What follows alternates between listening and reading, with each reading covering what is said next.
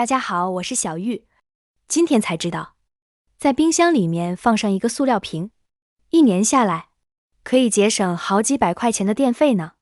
方法超级简单，非常实用，学到就是赚到。冰箱咱们家家户户都有，它给我们的生活带来了许许多多的便利。而冰箱不仅分为冷藏室，还分为冷冻室。冷藏室里面，我们主要是放一些水果蔬菜，还有一些平时冰镇的一些饮料等等。除此之外，还会放一些吃不完的各种食物，什么糕点啊、馒头、馍饼什么的都会放。而我们的冷冻室里面，经常会放一些肉类。而冰箱和其他的家电不一样，其他的家电用完之后，直接把插头拔掉之后，它就会停止运转。而冰箱则是一个非常特别的家电，它是1年360天，每一天24个小时，每分每秒都是处于一个运转的状态。它的插头是不能被拔掉的，一旦被拔掉，那么我们冰箱里面冷藏的那些食物，尤其是冷冻室里面冻的这些肉类，还有冰淇淋，就会被完全溶解融化掉。冰淇淋融化掉之后就不能吃了，而像这些各种肉类，溶解融化掉的时间太长了的话，就会变质发臭，不能再吃了。所以说呢，冰箱它是1年365天，一天24个小时，分分秒秒都是处于一个运转的状态，每分每秒都不能去拔掉它的插头。但是很多人发现，冰箱用久了之后就超级的耗电。那么到底有什么方法可以让冰箱在24个小时运转的整个过程中达到一个省电的效果呢？其实有这个方法的，今天就来给大家分享。只需要把这个塑料瓶放到冰箱里面去，就能让咱们一整年节省一大部分的电费。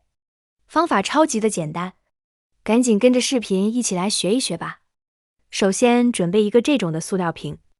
像这种的塑料瓶家家户户都有许多吧，尤其是现在天气非常炎热，很多人都有喝水的习惯。开车和家人出去玩的时候，后备箱也会准备上几箱矿泉水，或者是其他饮料。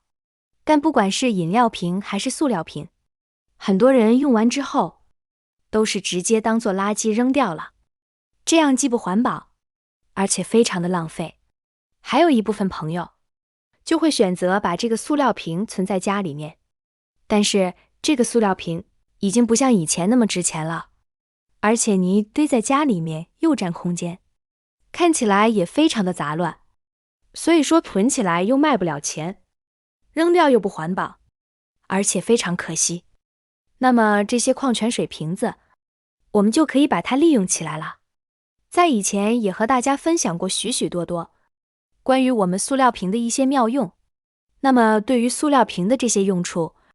你还知道些什么呢？可以在评论区留言讨论。塑料瓶盖拧开后，现在我们往里面加入适量的清水，把瓶子稍微清洗一下。当然，如果是自己家里面喝了的塑料瓶，就不需要清洗了。然后我们把这个水直接倒进去，倒的时候不要倒到10分满，倒到9分满就可以了，直接倒自来水就行。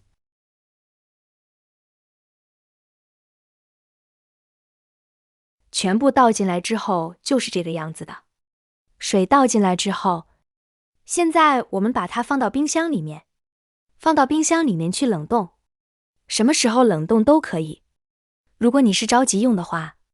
那么可以在晚上睡觉之前将它冻在冰箱里面，第二天早上起床它就完全冻成冰块了。冻成冰块之后我们就可以用了。那么到底怎么用呢？继续跟着视频往下看吧。这个是我之前冻好的这个塑料瓶冰块，因为今天分享给大家的这个方法是我家里面常年一直都在用到的一个方法。这个方法我已经用了几年了，特别的管用。然后把这一瓶放在里面冻起来，冻好之后，我们就可以把这个直接放到我们的这个冰箱里面，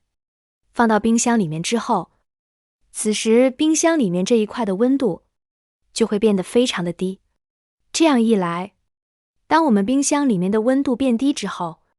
那么像这种的智能变频冰箱，那么在识别到冰箱里面的气温处于一个很低的状态的时候，它就会停止运转，就不会出现大功率的运转。这样一来，咱们的冰箱虽然说24个小时都是处于打开的状态，并且一运转就是365天，那么也可以节省一大笔开支，一整年下来还能节省好几百呢。这个方法超级的管用。像我们的冷藏室里面，温度一般都是在5、6度的样子，而当冰箱里面的东西放得太多，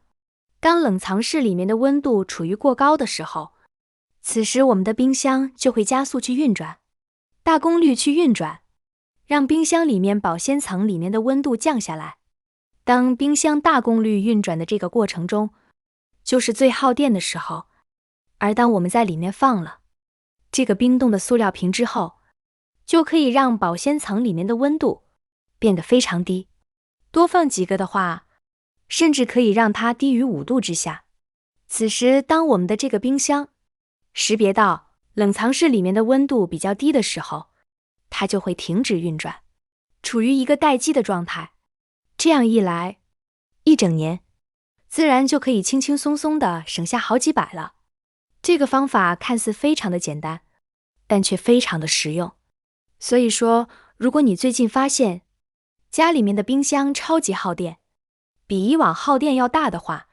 咱们就赶紧去用一下今天给你分享的这个方法，并且这个方法超级的管用。我们每一次可以冻上2瓶或者是3瓶，当这个里面的冰融化的差不多，或者是融化的七七八八的时候，我们再把它取出来，反复的冻，再一次冻到冰箱的冷藏室里面去。此时，再把冰箱里面冻好的另一个塑料瓶放到冰箱的保鲜层里面来，如此往复的去交替循环使用。这样一来，我们的冷藏室里面就是一年365天都处于一个比较低温的状态。而一个冰箱它的体积特别的大，不仅有保鲜层，还有冷冻层，而保鲜层就单，而保鲜层里面就占了大部分的空间。如果此时保鲜层里面基本不耗电的话，那么整个冰箱算下来，一整年要节省一大部分的电费开支呢，是不是超级的划算？所以说啊，咱们的这个方法超级管用，却非常的简单。感兴趣的朋友都可以回家去试一试，试过之后准保你受益匪浅。那么本期的视频分享就到这里了，我们下期不见不散，拜拜。